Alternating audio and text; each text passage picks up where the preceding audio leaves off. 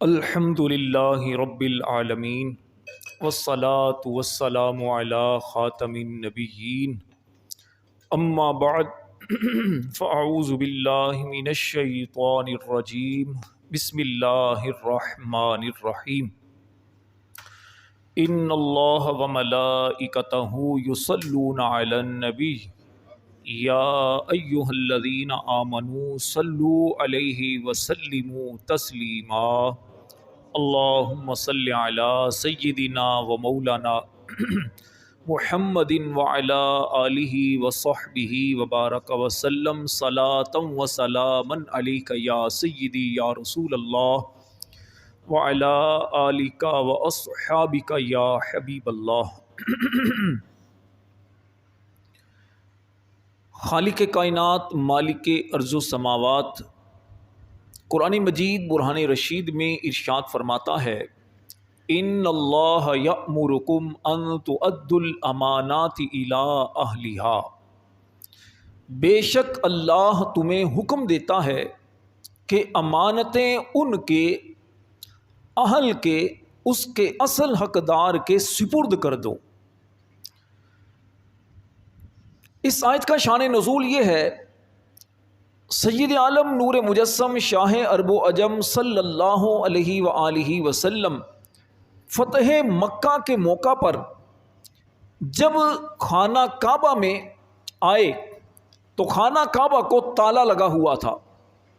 آپ علیہ السلام نے فرمایا کہ خانہ کعبہ کی چابی کس کے پاس ہے؟ لوگوں نے کہا کہ چابی تو عثمان بن طلحہ کے پاس ہے۔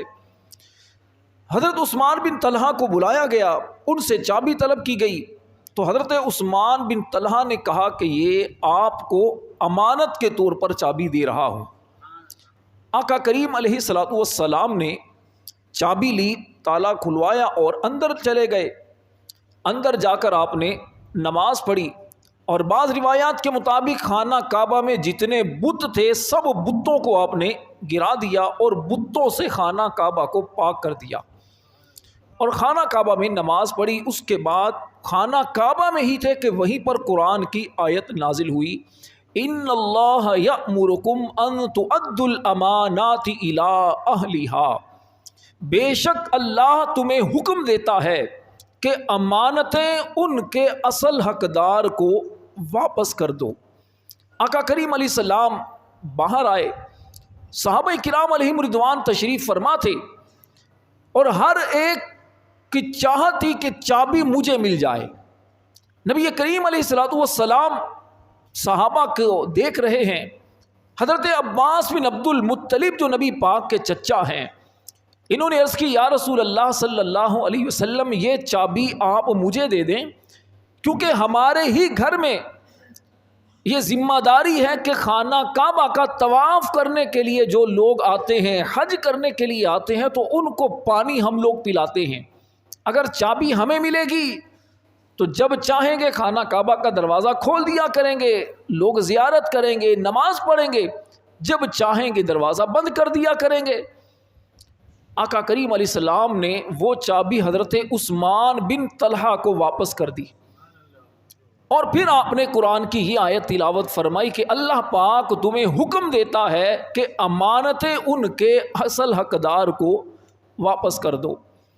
بعض روایات میں یہ بھی ہے کہ حضرت عثمان بن طلحہ جو ابھی اسلام نہیں لائے تھے، نبی کریم علیہ السلام نے کچھ سال پہلے ان سے کہا تھا کہ خانہ کعبہ کی چابی مجھے دے دو، انہوں نے منع کر دیا تھا اور کہا آقا کریم علیہ السلام نے فرمایا ایک دن وہ آئے گا کہ جب یہ چابی میرے پاس ہوگی۔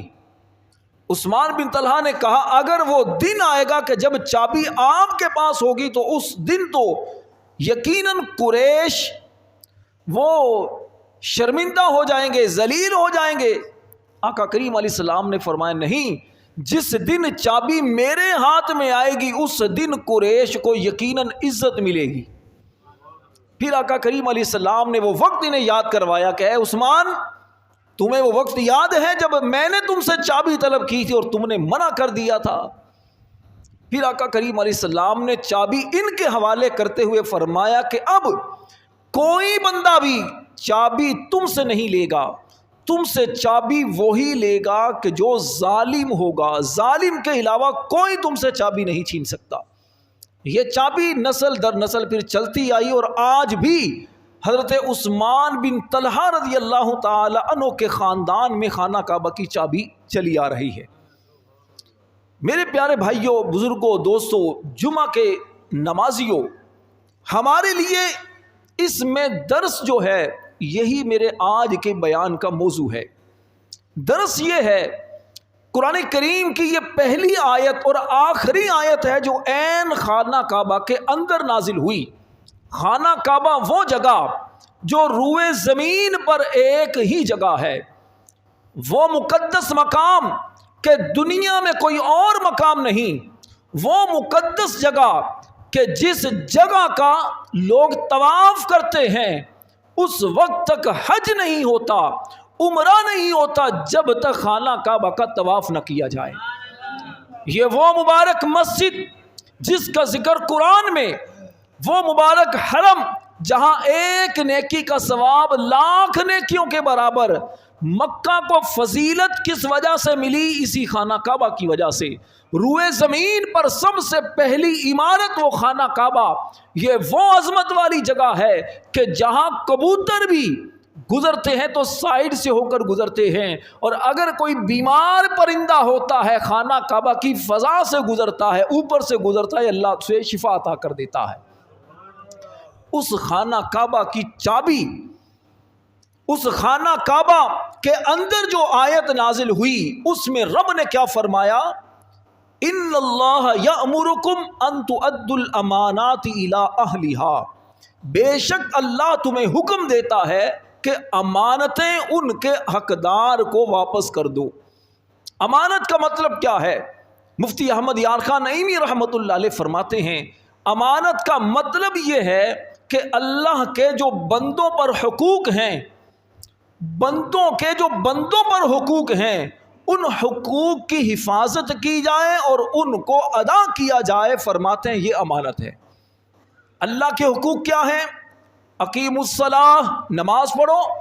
نماز کو ظاہری شرائط، طہارت، ستر عورت، استقبال قبلہ، وقت، نیت، تکبیر تحریمہ، اور باطنی شرائط خشوع و خضوع کی کیفیت کے ساتھ، جیسا کہ آقا کریم علیہ السلام نے فرمایا ان تعبد اللہ کأنک تراہ، اللہ کی عبادت ایسے کرو جیسے تم اللہ کو دیکھ رہے ہو۔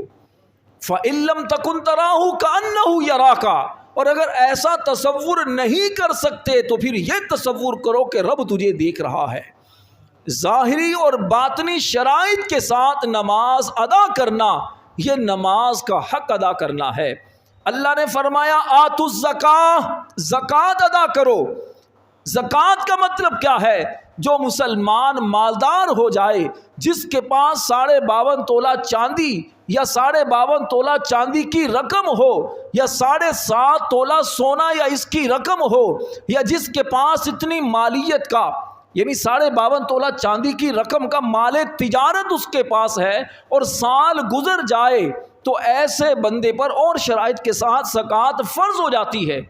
زکوٰۃ فرض ہو جائے تو زکوٰۃ ادا کر دے، یعنی اللہ نے آپ پر جو لازم چیز کی، آپ نے اچھے انداز سے وہ چیز پوری کر دی۔ وبالوالدین احسانا، اللہ نے فرمایا ماں باپ کے ساتھ اچھا سلوک کرو۔ ماں باپ جب بوڑھے ہو جائیں تب ہماری تربیت کی گئی، وَاخْفِضْ لَهُمَا جَنَاحَ الذُّلِّ مِنَ الرَّحْمَةِ، فرمایا جب یہ بوڑھے ہو جائیں تو ان کے لیے عاجزی کے ساتھ نرمی کے بازو بچھا دو۔ وَقُلْ لَهُمَا قَوْلًا كَرِيمًا، اور ان سے نرم بات، آہستہ آواز میں، اچھے انداز سے ان سے بات کرو۔ اللہ کے حقوق کیا ہیں؟ حج فرض ہو جائے تو حج کرو، روزے فرض ہو جائیں تو روزے رکھو۔ بندوں کے حقوق کیا ہیں؟ ہم پر ہمارے بیوی بچوں کا حق، ہم پر اپنے رشتہ داروں کے حقوق، ہم پر مسجد کے حقوق، جو حقوق ہم پر لازم ہیں ان حقوق کی حفاظت کرنا، انہیں ادا کرنا، یہ ہے امانت کا مفہوم۔ اسی طرح رب کریم نے ہمیں آنکھیں دیں تاکہ اچھا دیکھا جائے، زبان دی تاکہ اچھا بولا جائے، ہاتھ دیے تاکہ ہاتھوں سے کسی غریب کی مدد کی جائے، کسی کمزور کو سہارا دیا جائے، کسی نابینا کو ہاتھ پکڑ کر راستے پر پار لگایا جائے۔ اب اگر کوئی بندہ ان جسمانی اعضاء کا غلط استعمال کرتا ہے تو یقیناً وہ خیانت کرتا ہے۔ وہ کیا کرتا ہے؟ خیانت کرتا ہے۔ آنکھوں سے فلمیں ڈرامے دیکھے، کانوں سے گانے باجے سنے، ہاتھوں سے کسی پر ظلم کرے، زبان سے کسی کو گالیاں نکالے، تکلیف پہنچائے، پاؤں سے چل کر گناہ کی طرف جائے تو یقیناً وہ اللہ پاک کی ان نعمتوں کی خیانت کر رہا ہے اور اسے پوچھا جائے گا۔ جو خیانت کرنے والا ہے اس سے قیامت والے دن پوچھا جائے گا کہ تم نے ان چیزوں میں خیانت کیوں کی؟ ذرا غور کیجئے، امانت کی رب کے ہاں کتنی زیادہ ویلیو ہے۔ خانہ کعبہ کے اندر رب نے قرآن کی آیت کو نازل فرمایا کہ اللہ تمہیں حکم دیتا ہے، کچھ باتیں ایسی ہیں جن کی ترغیب ہے، اگر تم کرو گے تو تمہیں ثواب ملے گا، کچھ غلط کام ایسے کرو گے تمہیں سزا ملے گی، لیکن کچھ کام ایسے ہیں جس کا رب نے حکم دیا ہے بندوں کو، ترغیب نہیں، حکم دیا ہے کہ ایسا کرو، کرنا ضروری ہے، اگر ان باتوں پر عمل نہ کیا تو پھر سزا ملے گی۔ انہی کاموں میں سے ایک کام ہے امانت کو ادا کرو۔ امانت کا ایک مفہوم یہ بھی ہے کہ آپ کے پاس کسی نے پیسے رکھوائے امانت کے طور پر، تو جتنے پیسے ہیں اتنے ہی اسے واپس لوٹا دیے جائیں۔ آپ کرائے پر مکان لیتے ہیں تو آپ کے پاس جو ایڈوانس آپ لیتے ہیں تو ایڈوانس دیتے ہیں، تو آپ نے جو ایڈوانس دیا تو مالک کے پاس وہ امانت ہے، آپ مالک ہیں تو آپ کے پاس وہ امانت۔ آپ بی سی ڈالتے ہیں، آپ اگر جناب مین آدمی ہیں جس کے پاس بی سی جمع ہوتی ہے، کمیٹی جمع ہوتی ہے، تو دوسروں کی رقم آپ کے پاس امانت، اور اگر آپ کسی کے پاس پیسے جمع کرواتے ہیں تو ان کے پاس امانت۔ اس طرح بہت ساری چیزیں ہیں، یعنی مال جس نے آپ کے پاس جمع کروایا یا کسی نے اپنی چیز کی ذمہ داری آپ کے سپرد کی تو آپ کے پر لازم ہے کہ آپ وہ چیز جیسی آپ کو دی گئی ویسی مالک کو واپس کر دیں۔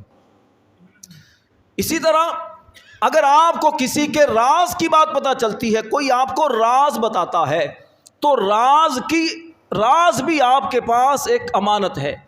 اگر آپ اپنے بھائی کا راز دوسروں کو بتا دیتے ہیں تو یہ آپ امانت میں خیانت کرتے ہیں۔ بہت ساری ایسی چیزیں ہوتی ہیں ہمیں پتہ چل جاتی ہیں، رشتہ داروں کے بارے میں، اپنے دوستوں کے بارے میں، پڑوسیوں کے بارے میں، لیکن لوگوں کی عادت یہ ہوتی ہے، پیٹ کے ہلکے ہوتے ہیں، باتیں ہضم نہیں ہوتی بیان کر دیتے ہیں، بعد میں کسی کی زندگی خراب ہو جائے، کسی کے کاروبار میں نقصان ہو جائے، کسی کے ساتھ کچھ نقصان کے معاملات ہو جائیں، ہمیں اس سے کوئی غرض نہیں، معاذ اللہ۔ تو کسی کا راز جب آپ کو پتہ چلے تو اس راز کی حفاظت کرنا ضروری ہے۔ اسی طرح اگر آپ کو کسی کا عیب نظر آئے تو اس عیب کی پردہ پوشی کرنا یہ بھی امانت ہے۔ آقا کریم علیہ السلام نے فرمایا کہ جو کسی کا عیب چھپائے اللہ تبارک و تعالی اس کے عیوب کو چھپائے گا۔ خاص طور پر جب آپ میت کو غسل دیتے ہیں یا میت کے غسل کے دوران آپ موقع پر موجود ہوتے ہیں، اس وقت آپ اس طرح کے معاملات دیکھتے ہیں، مثلا نجاست نکل گئی یا اس کے منہ سے پانی آنا شروع ہو گیا یا ایسا کچھ اور معاملہ ہو گیا دوران غسل، اس کا چہرہ کالا ہو گیا، تو ان باتوں کو چھپائیے، یہ لوگوں کے سامنے ظاہر نہ کریں۔ ہاں اگر کوئی شرابی ہے، کوئی جواری ہے، کوئی جناب رشوت خور ہے، کوئی دوسروں پر ظلم کرنے والا بندہ ہے، اگر اس کے معاملات دیکھیں تو پھر لوگوں کو بتائیں اور اس نیت سے بتائیں کہ دوسرے بھی اس غلط کام سے توبہ کریں۔ لیکن عام طور پر ایسا معاملہ ہوتا نہیں۔ اللہ کے بندوں، مرنے والوں کو بعد میں ان کے عیوب بیان کر کے تکلیف نہ پہنچاؤ۔ لوگ زندگی کے اندر بھی سکون نہیں رہنے دیتے، سکون کے ساتھ کسی کو جینے نہیں دیتے، مرنے کے بعد بھی ان کی برائیاں کر رہے ہوتے ہیں۔ جب آپ کسی کو معاف کر چکے ہیں تو دل سے معاف کریں، زبانی کلامی معاف نہ کریں، دل سے معاف کریں، اللہ آپ کو معاف فرمائے گا۔ اسی طرح آپ کے پاس امانت یہ بھی ہے کہ کوئی آپ سے مشورہ کرے تو اسے درست مشورہ دیں. مشورہ کرنا یہ ایک امانت ہے. کوئی آپ سے مشورہ کرتا ہے میں اپنی بچی کی شادی فلاں لڑکے سے کرنا چاہتا ہوں, آپ کا اس بارے میں کیا خیال ہے؟ آپ مجھے کیا مشورہ دیتے ہیں؟ آپ جانتے ہیں وہ لڑکا اچھا نہیں ہے, اس کا کردار اچھا نہیں, یا لڑکا حرام کماتا ہے, لڑکے کے تعلقات غلط لوگوں کے ساتھ ہیں, تو اسے بتائیے کہ میرے بھائی اس لڑکے میں یہ خرابیاں ہیں, میرا مشورہ یہ ہے کہ اپنی بچی کی شادی یہاں نہ کرو. آپ اس لیے اس بچے کو, اس لڑکے کے عیب چھپا لیتے ہیں کہ یہ میرے فلاں دوست کا بیٹا ہے, یہ میرے پڑوسی کا بیٹا ہے, یہ میرا بھتیجا ہے, یہ میرا بھانجا ہے, چلو اس کے عیب چھپا لیتا ہوں. ذرا خود غور کیجئے, اگر اس کی جگہ آپ کی بیٹی ہوتی تو کیا اپنی بیٹی کا رشتہ یہاں پر کرتے؟ یقیناً نہیں کرتے. تو پھر آپ دوسرے مسلمان بھائی کو ایسا غلط مشورہ کیسے دے سکتے ہیں؟ مسلمان کی شان تو یہ بیان کی گئی, لا یؤمن احدکم حتی یحب لاخیہ ما یحب لنفسہ. فرمایا مسلمان وہ ہوتا ہے, کامل ایمان والا بندہ وہ ہے جو اپنے لیے پسند کرتا ہے, اپنے مسلمان بھائیوں کے لیے بھی پسند کرتا ہے. تو آپ سے اگر کوئی مشورہ لیتا ہے تو اچھا مشورہ دیجئے, مشورہ دینے میں خیانت سے کام نہ لیں, اور اگر خوبیاں کسی کے اندر دیکھتے ہیں تو خوبیوں کو بیان کریں. بلا وجہ اس لیے رشتے کو خراب نہ کریں کہ جناب یہاں پر رشتہ نہیں ہونا چاہیے, میں نے اپنی بہن کا رشتہ کرنا تھا, میں نے اپنی بیٹی کا رشتہ کرنا تھا, لہذا اس رشتے کو خراب کرنے کے لیے آپ غلط باتیں لڑکے کی طرف منسوب کر دیں. یہ بھی نہ کریں. تو مشورہ لیا جائے تو مشورہ دینے والے پر لازم ہے کہ درست مشورہ دے, ورنہ آپ منع کر دیں کہ میں کمنٹس نہیں کرنا چاہتا.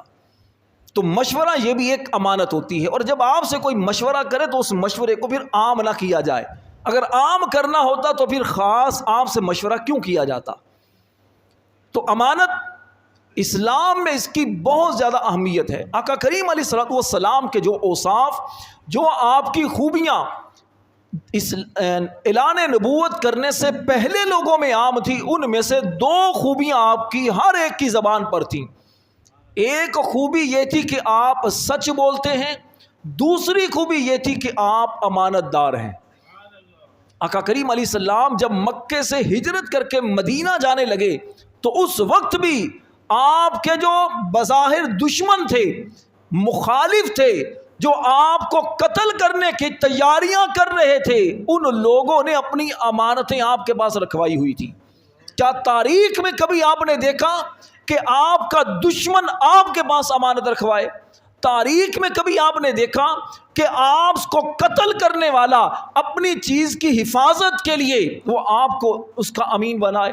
کبھی تاریخ نہیں ایسا آپ کو بندہ دکھا سکتی. اگر کوئی کائنات کے اندر کوئی انسان ہے تو وہ میرے اور آپ کے کریم آقا کی ذات ہے. کریم آقا کی ذات ہے جس کی امانت کی گواہی آپ کے اپنے تو دیتے ہی تھے, آپ کے دشمن بھی دیتے تھے کہ یہ امانت دار ہے. آپ کے سچے ہونے کی گواہی آپ کے دشمن بھی دیتے تھے.